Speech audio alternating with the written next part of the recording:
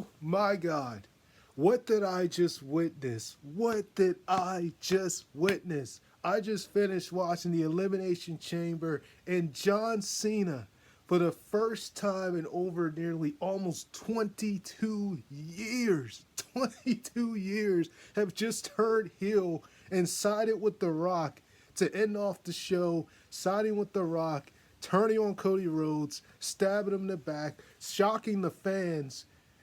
I cannot believe it. What did we just witness? I mean, my goodness, I did not expect, especially on Cena's retirement tour, I did not expect this to happen. This has got to be one of the most insane endings to a pay per view in a long, long time. My God, where do I begin? Okay, so the final segment comes. First of all, Cena wins the Elimination Chamber. I think he was the odds-on favorite. Everybody expected him to win. They thought he'd win the Rumble, but he didn't. Jey Uso got the win, which was a huge shocker. I did a video about that last month, at the start of last month. Didn't expect Jey Uso to win the Rumble. Now we get to the Chamber. Cena, it comes down to Cena and CM Punk. Cena actually capitalizes on the fact that Seth Rollins stomps Punk head off after Punk eliminates Seth Rollins. Cena sees Seth does do it, but he takes advantage. That was already kind of a heelish move there, but at the same time, it was the Chamber. It was, you had to do what you got to do. So, but then he goes for the STF. Punk passes out. He wins the Chamber. Then out comes Cody. Cena's all happy for Cody. He shakes his hand. He's like, yeah, you and me, WrestleMania. So Cody puts his hand out. He's like, respect. They shake hands. He says, respect. Then The Rock's comes out. Now, I knew something was weird with the fact that Cena didn't just leave. Cena stood there in the ring the whole entire time. I was like, yeah, something's odd about this because Cena didn't leave. And then you had the other guy, the rapper Travis Scott, who he came out with his music. It was a mixture of his music and The Rock's music. So then The Rock came out with Travis Scott. He tells Cody, you're either gonna embrace me, you're gonna hug, you shake my hand, become my brother. He tells him what'll happen if he does that. But then he also says, if you reject me, then I'm gonna end the nightmare. I'm gonna end Cody. I'm gonna end the nightmare. I'm going to end it. So Cody rejects. He says no. I think we all expected him to say no. First he said, he makes it seem like he's going to side with The Rock. He says, I've sold my soul. But then he says, but I did it to these people I did it for the fans. And then he basically, I'm not even going to repeat what he said, but he basically cursed out, he said some words back to The Rock telling him, basically like, no, this is not, no, you can take this and you can shove it or whatever. That's what he said basically. And so The Rock just stands there and it's just this moment of silence. The Rock is standing there, Cena standing there. Cena seems all happy for The Rock. Seems all happy that Cody rejected. First he's like, nah, you're not going to take this offer. Cody, you're not going to do this. You're not going to do this. And then all of a sudden, everybody's just standing there. Now, remember, The Rock said that if Cody rejected, he was going to end Cody. But who would have thought? Because a lot of people thought that maybe CM Punk would side with The Rock. Maybe Drew McIntyre would side with The Rock. That was like the heavy favorites. But the way that this played out has got to be the biggest swerve WWE has done in a long time. I got to give him credit for this because this shocked the mess out of me. I did not expect John Cena in his retirement year to turn heel in his last year. Like, that's got to be the biggest swerve I've ever seen. Goodness gracious. John Cena hugs Cody. The Rock does the throat gesture. This is the same gesture, by the way, that he did at Bad Blood last year that meant absolutely nothing. But this time it meant something because when he did it, you saw Cena's facial expression change. And Cena just clocked Cody out of nowhere, beat the mess out of Cody, hit him with his title, busted Cody open. Then The Rock took out that same belt he used to attack Cody last year, leading up to WrestleMania and at WrestleMania. And just sides with The Rock, holds the title in his hand because that's what it's all about. Cena is trying to win his 17th World Championship. He's trying to break Ric Flair's record. So at this point, he's like, I'm on borrow. I don't have a lot of time left. So I need to win the title, and I'm going to do it any means necessary. So in the storyline perspective, it makes sense that Cena would side with The Rock because this is his last year. He's running out of time. He knows he doesn't have a lot of time left. And keep in mind, even when he lost the Rumble, he wasn't happy about that. Like his facial expression, even then, he wasn't happy. When he got eliminated by Jey Uso, like he confronted Jey after the match. He shook Jey's hand. But at the press conference, he was like, I've always done, what was best for business. He talked about how he was on a big losing streak. But then he said how he was entering the chamber and he was going to, go for a 17 World Championship, especially at this point after losing. Because keep in mind, Cena, this is his first pay-per-view win in a long time. I might have to go back sometime to 2018, the last time he won a pay-per-view. It's been a long time. It's not the last time he's won a match because he did win, some matches, like as far as like television. I know him at the end of 2023, the end of 2022, excuse me, him and Kevin actually beat Sami Zayn and Roman Reigns in a tag team match on SmackDown in December of that year. So he's won matches on like television, but as far as like pay-per-view, he's pretty much lost like consistently. And that's something he mentioned in the press conference that he's, had a big losing streak. So this was a big moment for him to win this chamber, which they say he tied Triple H with 4 chamber wins down. I think his first one was in 2005. Then he won 2010. I believe he won 2011 as well. So this was the 4th chamber win he had, tying Triple H. CM Punk only won 1 chamber in 2012. And so it's a lot of stuff I'm kind of wondering right now with how this all played out. First of all, with the whole Seth and CM Punk situation, where does that leave them? If Cena has sold out to The Rock, I think it's no question that Cena is more than likely he's going to beat Cody if this is the case.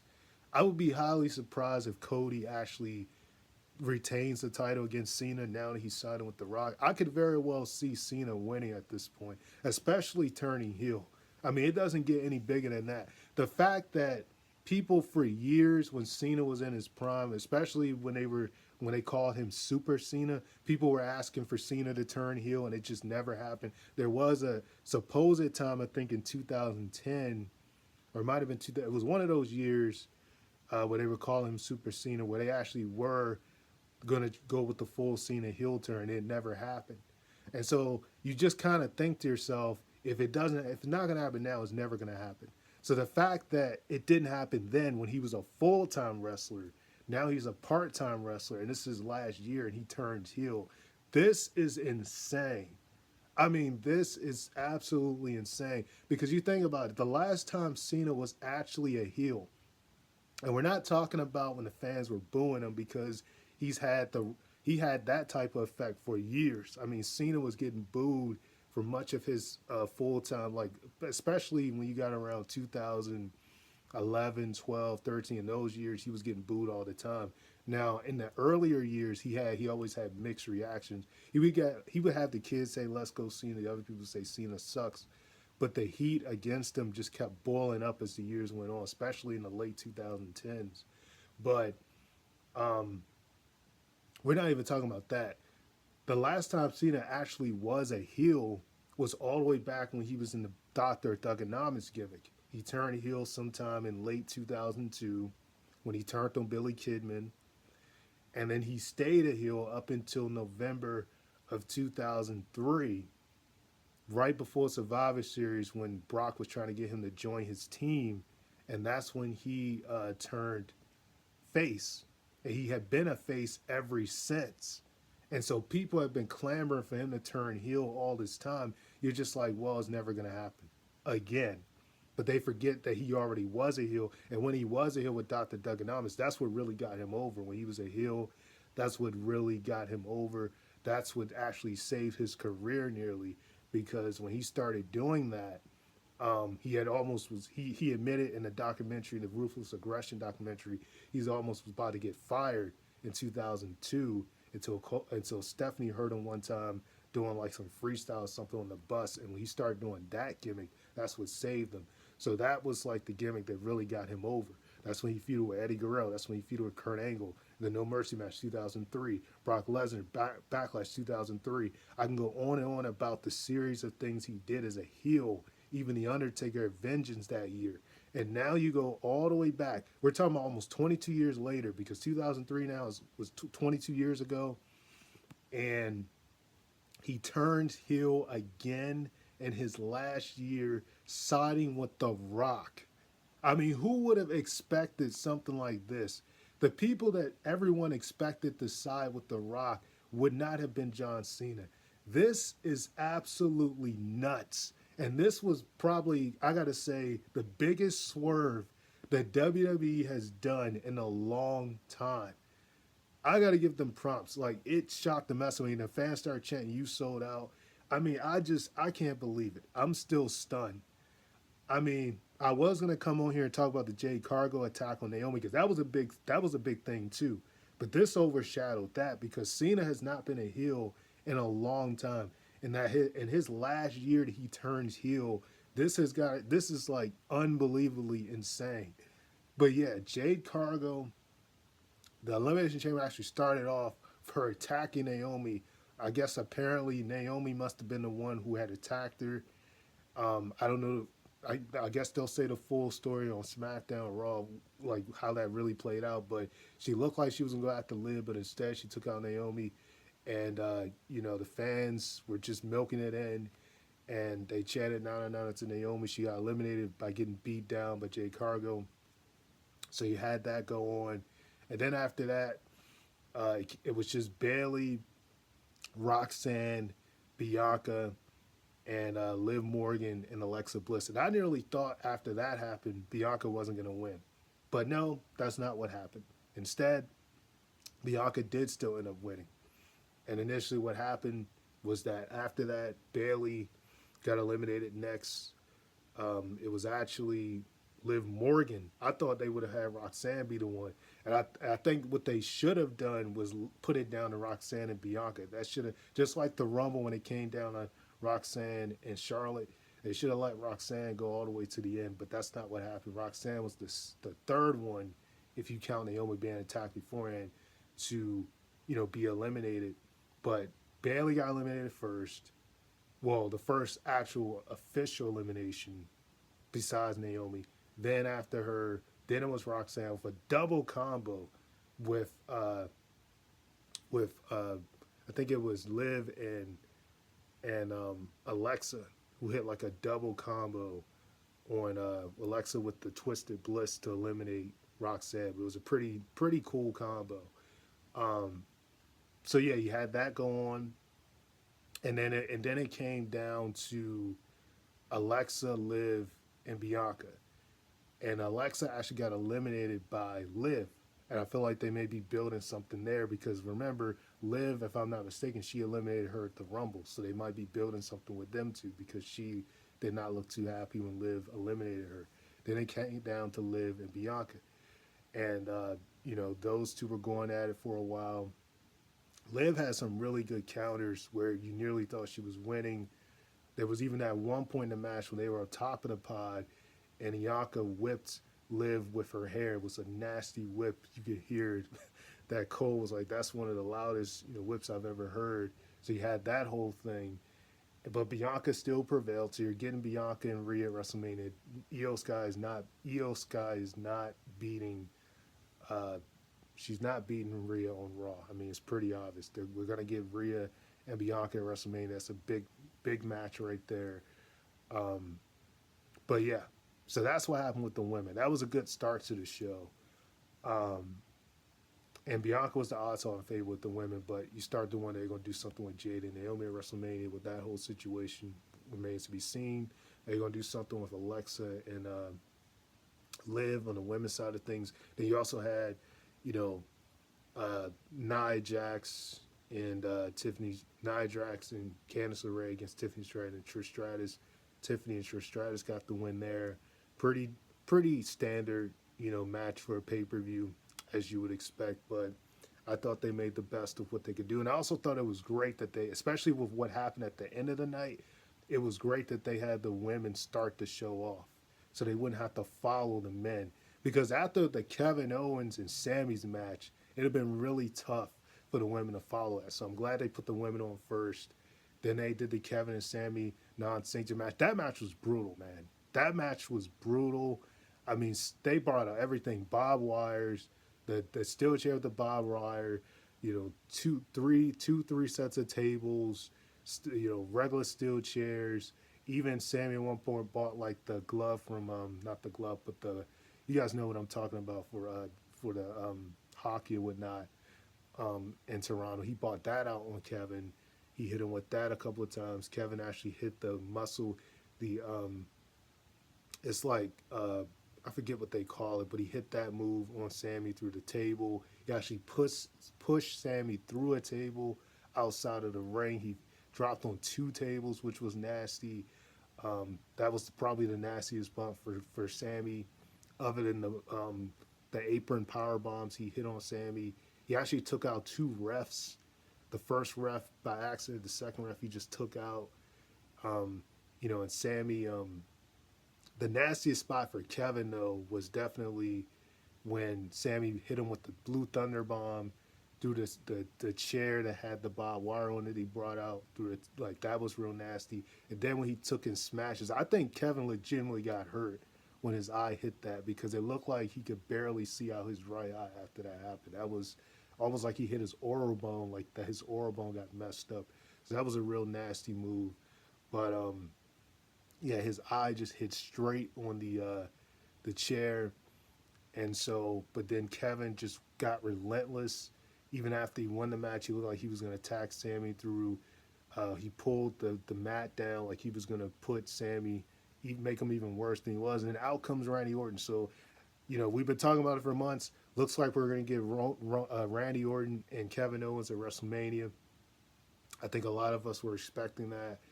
What does this mean for Sammy? Who knows? I think at this point, Sammy may not even have a match this year at WrestleMania, which kind of sucks for him. But it's like, they've been building this thing with Kevin and Randy Orton for a while. Randy hit Kevin with RKO. Then he teased that he was going to hit him with the plunt kick, which we haven't seen him actually hit in a long time. But then they stopped him from doing it.